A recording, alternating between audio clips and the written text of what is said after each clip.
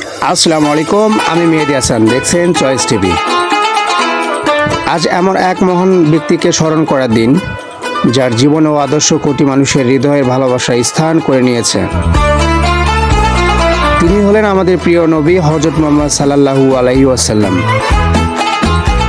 মক্কা পবিত্র ভূমিতে তার আগমন, এরপর মদিনায় ইসলামের বিস্তার। তার পুরো জীবনে ছিল সত্য, ন্যায়, দয়া ও মানবিকতা, শান্তির এক অনন্য শিক্ষা।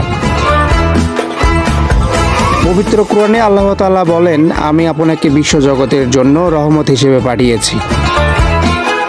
সূরা আল আম্বিয়া আয়াত 107। আজ সেই মহান নবীর জন্ম ও জীবনাদর্শ স্মরণ করে বিশ্বের বিভিন্ন মুসলিম সমাজের ধর্মীয় কর্মসূচি পালিত হচ্ছে। বাংলাদেশ ও পাকিস্তানে ঈদের মিলাদুন্নবী উপলক্ষে বিভিন্ন স্থানে আলোচনা, মিল্লাত, দোয়া, শারিত ও মাহফিল ধর্মীয় অনুষ্ঠানের আয়োজন করিয়েছেন অনেকেই। তবে নবীজি এর জন্মভূমি সৌদি আরবের মক্কা ও মদিনার ধর্মীয় পরিবেশের আনুষ্ঠানিকতা বাংলাদেশের পাকিস্তানের মতো নয়, তাই দেশভেদে এই দিনটি পালনের ধরন ভিন্ন। বাংলাদেশের বিভিন্ন প্রান্তের মতো বগুড়া গাবতলী উপজেলা দুর্গাহাটা ইউনিয়নের ভান্ডারা মধ্যপাড়া কেন্দ্রীয় জামে মসজিদে আয়োজন করা হয়েছে এমন বিশেষ অনুষ্ঠান। এখানে ধর্মপ্রাণ মুসল্লিরা একত্রিত হয়ে মহানবী এর পবিত্র জীবন, তার উত্তম চরিত্র, মানুষের প্রতি ভালোবাসা, দয়া, ক্ষমতাশীল এবং ন্যায় বিচারের শিক্ষা স্মরণ করিয়ে তুলে ধরবেন। পবিত্র কোরআনে আরও বলা হয়েছে, রাসূলুল্লাহ এর জীবনের মুমিনদের জন্য রয়েছে উত্তম আদর্শ।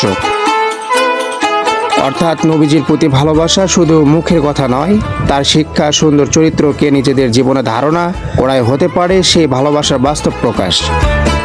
তিনি শিখিয়েছেন অসহায় মানুষের পাশে দাঁড়াতে, ইতিমদের পাশে দাঁড়াতে, প্রতিবেশীর অধিকার রক্ষা করতে, সত্য কথা বলতে এবং মানুষের সঙ্গে উত্তম আচরণ করতে। আজকের এই দিনে তাই আমাদের অঙ্গীকার হোক, নবীজির এই জীবনকে শুধু স্মরণ নয়, তার আদর্শকে নিজেদের জীবনে বাস্তবায়ন করা। ভান্ডারা মধ্যপাড়া কেন্দ্রীয় জামে মসজিদের এই আয়োজন যেন আমাদের সমাজে ছড়িয়ে দেয় শান্তি, মানবিকতা ও ভ্রাতৃত্ব সুন্দর চরিত্রের বার্তা। আমাদের মহানবী হযরত মুহাম্মদ সাল্লাল্লাহু আলাইহি ওয়াসাল্লামের জীবন আদর্শ আমাদের প্রত্যেক জীবনে আলোর পথ দেখাক, এই প্রত্যাশা আজকের প্রতিবেদনে এখানেই শেষ করছি। ভান্ডারা মধ্যপাড়া কেন্দ্রীয় জামে মসজিদ থেকে আমি মেহেদী হাসান। আপনারা দেখছিলেন চয়েস টিভি। স্থানীয় সংবাদ, জনজীবনে গুরুত্বপূর্ণ খবর নিয়ে আমরা আপনাদের পাশেই থাকব। সবাই ভালো থাকুন, সুস্থ থাকুন। আল্লাহ হাফেজ।